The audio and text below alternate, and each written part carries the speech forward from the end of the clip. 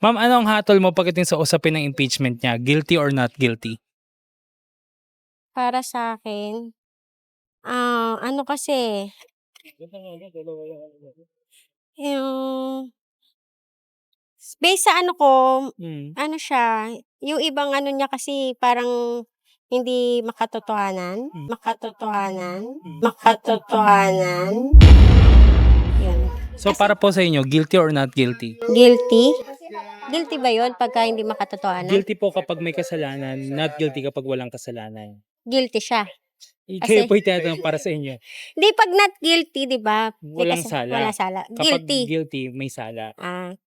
Kasi magaling siya magpaliwanag eh. Mm. Pero tingin ko naman marami siyang pagkakamali na hindi niya inaamin.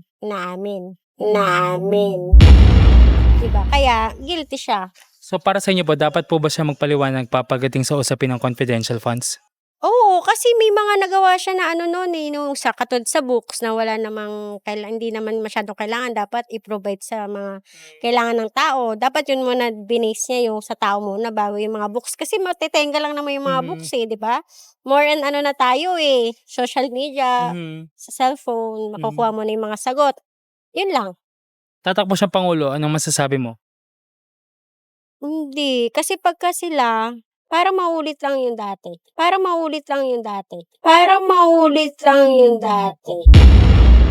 Di ba?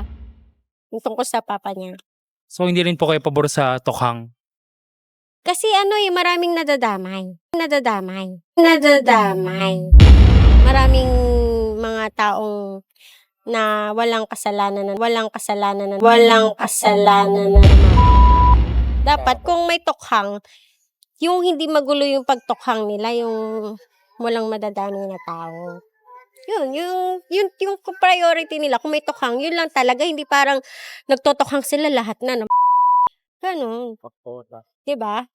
Parang ano eh, yung parang, yun nga, hindi maayos yung pagtokhang. Sige po, Ate. Naman yun eh, diba? Sige po, Ate. Thank you.